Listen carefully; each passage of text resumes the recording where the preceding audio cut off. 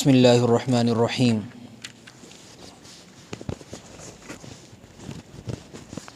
سبحانک لا علم لنا الا ما علمتنا انک انت العلیم الحکیم۔ رب اشرح لی صدری ویسر لی امری واحلل عقدۃ من لسانی یفقہوا قولی۔ رب زدنی علما رب زدنی علما رب زدنی علما۔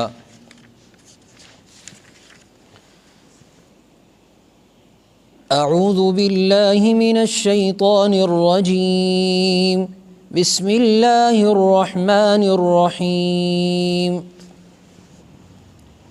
ولا تطع كل حلاف مہین ہماز مشاء بنمیم مناع للخیر معتد اثیم عتل بعد ذلك زنیم ان كان ذا مال وبنین اذا تتلى عليه آیاتنا قال اساطیر الاولین سنسمه على الخرطوم۔ صدق اللہ العظیم۔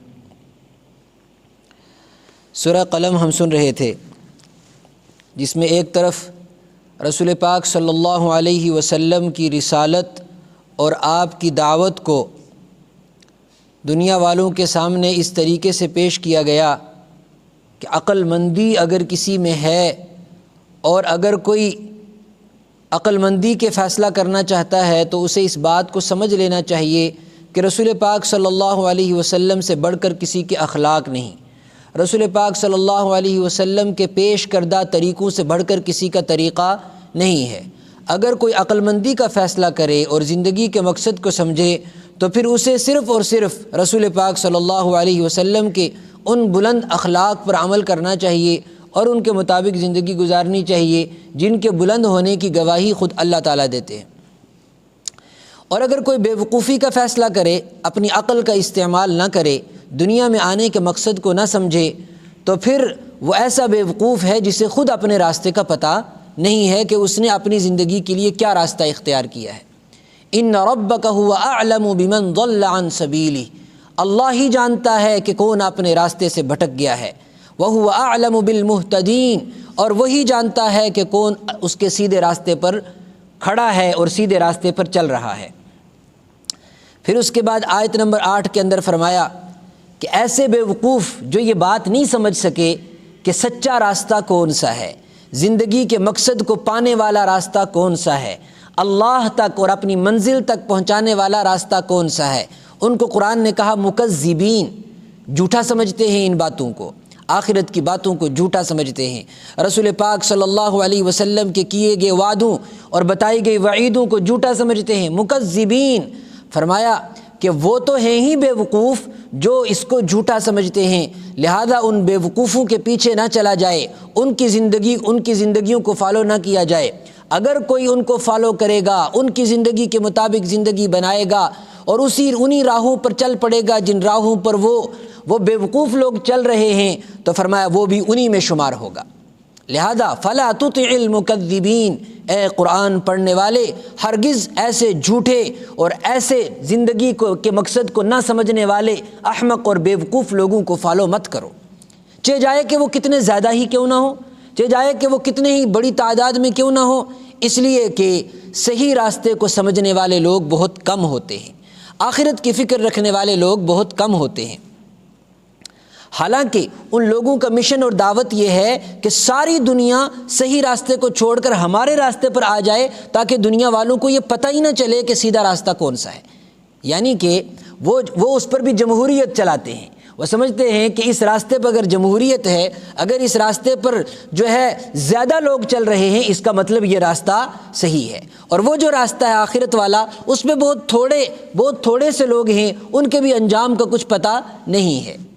لہٰذا کثرت کو دیکھ کر راستہ اختیار نہ کیا جائے، بلکہ اگر عقل مند تھوڑے بھی ہیں اور اس راستے پر پیارے نبی صلی اللہ علیہ وسلم کے بتائے ہوئے راستے پر وہ چل رہے ہیں تو انہی کو فالو کرنا چاہیے۔ یہ تو ایک عمومی بات تھی. ودوا لو تدہنوا، وہ یہ چاہتے ہیں کہ تم نرم پڑ جاؤ اور سیدھا راستہ چھوڑ دو. فیدہنون، وہ بھی ڈھیلے پڑ جائیں. جس طریقے سے وہ ہلاکت کی طرف لے کے جا رہے ہیں اپنے آپ کو، اسی طریقے سے وہ تمہیں بھی ساتھ لے کے چلے جائیں. اور ایک دن آئے گا جس دن یہ سارے ایک دوسرے پر اپنا بوجھ ڈالیں گے، جس دن یہ سارے ایک دوسرے پر اپنا بوجھ ڈالیں گے اور ایک دوسرے سے کہیں گے کہ تم نے ہمیں اپنے پیچھے چلایا تھا. اور جن کو کہا جائے گا وہ کہیں گے ہم نے تمہارے ساتھ کوئی زبردستی نہیں کی. وقال الذين استكبروا للذين استضعفوا انحن صددناكم عن الهدى وقال الذين استضعفوا للذين استكبروا. وہ قرآن پاک نے وہ منظر پیش کیا. کل جو آیت میں نے آپ کے سامنے پڑھی تھی اس کو تھوڑا سا کھول رہا ہوں. وقال الذين استضعفوا، وہ لوگ جن کو کمزور کر دیا گیا. کمزور کر دیا گیا مطلب مینٹلی ان کو غلام بنا لیا گیا کہ چلو ہمارے پیچھے، جو ہم پہنتے ہیں وہ پہنو، جو ہم کھاتے ہیں وہ کھاؤ، جیسا ہم کاروبار کرتے ہیں ویسے کرو، جو زندگی کا لائف سٹائل ہمارا ہے وہ تم بھی اختیار کرو، اسی میں کامیابی ہے. ان کو قرآن نے کہا استضعفوا، غلام بنا لیے گئے، غلام بنا ہائی جیک کر لیے گئے. ایسی دنیا جن کے پاس خود کی عقل تھی لیکن ان کی عقلوں کو ہائی جیک کر لیا گیا. وقال الذين استضعفوا، کل جب یہ ان بڑے بڑے مکاروں کو دیکھیں گے جن کے فوٹو دیکھ کر کپڑے خریدتے تھے، جن کے سروں کے بال دیکھ کر بال بناتے تھے، تو کہیں گے بل مکر اللیل والنہار، راتوں کو بھی تم ہمارے سامنے آتے تھے، دن میں بھی تم ہمارے سامنے آتے تھے. استأمروننا، اور تم ہمیں کہتے تھے، حکم دیتے تھے، ان نکفر باللہ، کہ ہم اللہ کا انکار کر دیں، اس کے راستے کو چھوڑ دیں. بل مکر اللیل والنہار استأمروننا ان نکفر باللہ ونجعل له اندادا، اور اللہ کے علاوہ دوسروں کو شریک ٹھہرا لیں. تم نے ہمیں شرک کے راستے پر، فسق و فجور اور گناہوں کے راستے پر ڈالا. اب وہ کیا جواب دیں گے؟ وقال الذین استکبروا، وہ جو بڑے بنے ہوئے تھے، جن کو لوگ فالو کرتے تھے، جن کو لوگ سٹار سمجھتے تھے، للذین استضعفوا، وہ ان کمزوروں سے کہیں گے انحن صددناکم، کیا ہم نے تم کو خود آ کر روکا تھا؟ تم کیا کہہ رہے ہو؟ یہ کیا کہتے ہو کہ ہم نے تمہیں روکا؟ انحن صددناکم، میں نے تجھے کال کر کے کہا تھا کہ ایسے بال بناؤ، میں نے تمہیں تمہارے گھر میں آ کر کہا تھا کہ اس طریقے کے کپڑے اپنے بچوں کو اور بچیوں کو پہناؤ. انحن، کیا ہم نے صددناکم، تمہیں روکا تھا، عن الہدی، ہدایت کے راستے سے؟ لوگ کہتے ہیں ماحول ہی ایسا ہے. ماحول کس نے بنایا؟ ماحول خود انسان بناتا ہے. یہ ماحول والے کل کہیں گے انحن، کیا ہم نے صددناکم، تم کو روکا تھا، عن الہدی، ہدایت کے راستے سے؟ نہ، ہرگز نہیں. تم اس بات کو ثابت نہیں کر سکتے کہ ہم نے تمہیں آ کر کہا ہو کہ تم اس غلط راستے پر چلو. بلکہ کنتم قوما مجرمین، تم خود ہی مجرم تھے، ہم بھی مجرم تھے، تم بھی مجرم تھے. اب وہ کہیں گے کہ چلو ٹھیک ہے، ہم بھی مجرم، تم بھی مجرم، چلو آج تھوڑا سا ہمارے عذاب کا حصہ لے لو. وہ کہیں گے نہیں، لا تزر وازرۃ وزر اخری، کل، سب کے سب جہنم کے اندر ہیں، سب کے سب اپنے اپنے حصے کا عذاب چکھ رہے ہیں، کوئی کسی کے حصے کا عذاب نہیں چکھے گا. یہ آیت میں نے کل پیش کی تھی. ودوا لو تدہنوا، وہ یہ چاہتے ہیں کہ تم کمزور پڑ جاؤ. فیدہنون، تو وہ بھی کمزور ڈھیلے پڑ جائیں، تمہارے ساتھ بڑے پیار کے ساتھ، نرمی کے ساتھ پیش آئیں. جب تم ان کی باتیں مانتے رہو گے تب وہ تمہارے ساتھ خوش رہیں گے. اور یہ بات صرف عام ایمان والوں کے لیے نہیں، یہ بات تو کافروں نے، مشرکوں نے اور دنیا کے نافرمانوں نے خود رسول پاک صلی اللہ علیہ وسلم کے لیے سوچ لی کہ یہ بھی ہمارے راستے پر آ جائیں. اور قرآن پاک نے کہا پہلے پارے کے اندر وَلَن تَرْضَىٰ عَنْكَ الْيَهُودُ وَلَا النَّصَارَىٰ حَتَّىٰ تَتَّبِعَ مِلَّتَهُمْ، اے میرے محبوب صلی اللہ علیہ وسلم، یہ یہودی اور یہ عیسائی کبھی آپ سے خوش نہیں ہو سکتے. جب آپ سے خوش نہیں ہو سکتے تو آپ کی امت سے خوش ہو جائیں گے، ان کے ساتھ دوستی لگا لیں گے؟ ہرگز نہیں. لوگ آج بھول گئے ہیں کہ کس کے ساتھ دشمنی تھی، لوگ آج بھول گئے ہیں کہ کس نے کیا چیلنج کیا تھا. وہ یہودی جنہیں مدینہ سے نکالا گیا، جنہیں خیبر سے نکالا گیا، حضرت عمر رضی اللہ تعالیٰ عنہ کا کوڑا جن پر برسا، دنیا سمجھتی آج وہ اتنے سے ملک میں بیٹھے ہمیں کیا کر لیں گے، وہیں سے مانیٹر کرتے ہیں پوری کائنات کو. وَلَن تَرْضَىٰ عَنْكَ الْيَهُودُ، اے میرے محبوب صلی اللہ علیہ وسلم، یہودی اور عیسائی کبھی بھی آپ سے خوش نہیں ہو سکتے. حَتَّىٰ تَتَّبِعَ مِلَّتَهُمْ، ہاں وہ تبھی خوش ہوں گے جب آپ ان کے دین پر، ان کے کلچر کو اڈاپٹ کر لیں، وہ تبھی خوش ہوں گے آپ سے. تو جب نبی کے ساتھ وہی ایکسپیکٹ کر رہے ہیں تو امت کے ساتھ کیا ایکسپیکٹ کریں گے؟ یہی کریں گے کہ سب کے سب ہمارے کلچر پر آ جائیں، محمد عربی صلی اللہ علیہ وسلم کے کلچر اور ان کی سنت کو دل سے نکال دیں اور اپنے بچوں کے دماغوں سے ان کی محبت نکال دیں. بس محبت کا نام رہ جائے، صرف جو ہے ان کے کلمے کا اقرار کرنا، بس اتنی ہی محبت ہے. ان پہ جان لٹا دیں گے، جان لٹانے کے لیے تیار ہیں، لیکن سنت کو اپنانے کے لیے تیار نہیں ہیں.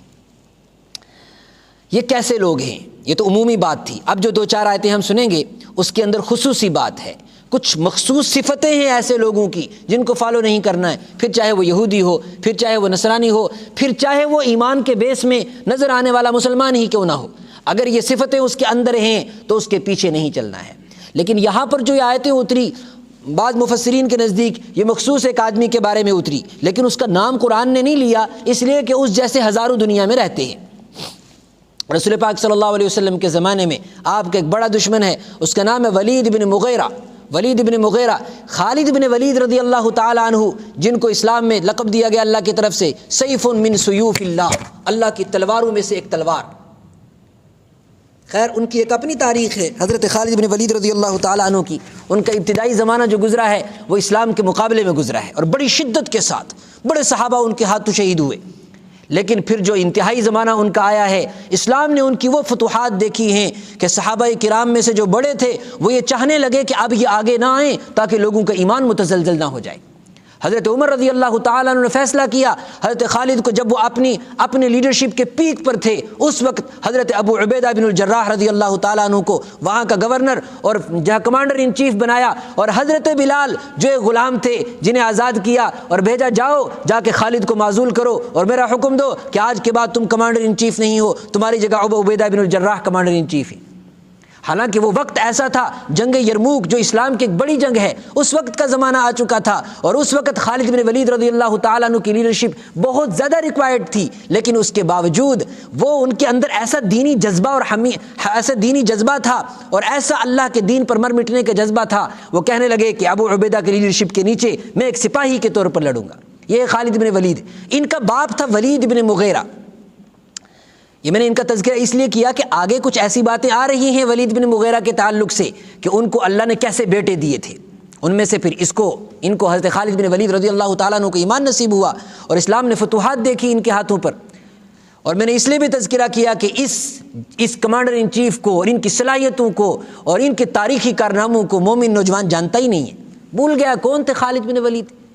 ان کے بدن کے اوپر ایک ذرے کے برابر بھی ایسی جگہ خالی نہیں بچی تھی جس کے اوپر تیر اور تلوار کا زخم نہ لگا ہو، ایک بھی جگہ ایسی بچی نہیں تھی. اور آخر میں بستر مرگ پر کہنے لگے میں نے کئی مرتبہ اپنے آپ کو اللہ کی راہ میں پیش کیا لیکن میری شہادت قبول نہیں ہوئی، اور میں آج بیماری کی حالت میں بستر پر انتقال کر رہا ہوں. پھر کسی نے حوصلہ بڑھانے کے لیے کہا کہ ہرگز نہیں، آپ ایسا کیوں سوچتے ہیں؟ آپ یہ کیوں نہیں سوچتے کہ اگر آپ میدان جنگ میں کام آ جاتے تو لوگ کہہ دیتے کہ اللہ کی تلوار کو توڑ دیا گیا، اور اللہ کی تلوار کو کبھی توڑا نہیں جا سکتا. یہ خالد بن ولید رضی اللہ تعالیٰ عنہ، میں نے بیچ میں ضمن تذکرہ کر دیا ان کا. ان کے باپ کے بارے میں کچھ باتیں ہیں. وہ چونکہ اسلام کا دشمن تھا اور خالد بن ولید رضی اللہ تعالیٰ عنہ بھی اس کے لیے پھر بعد میں کوئی سافٹ کارنر نہیں رکھتے تھے. کیسا آدمی تھا، اور وہ صفتیں اگر کسی کے اندر ہیں بعد میں چل کر وہ بھی اسی کیٹیگری میں آئے گا. ایمان والوں کو ایسے لوگوں سے ہوشیار رہنا چاہیے، پھر چاہے وہ ایمان والے ملک ہوں، پھر چاہے وہ ایمان والی جماعتیں ہوں یا ایمان والا کوئی انڈیویجول ہو. وَلَا تُطِعْ، فالو مت کرو، پیچھے مت چلو، زندگی کو اس کے رخ پر مت ڈالو. کُلَّ حَلَّافٍ، ہر قسم، بہت زیادہ قسمیں کھانے والا.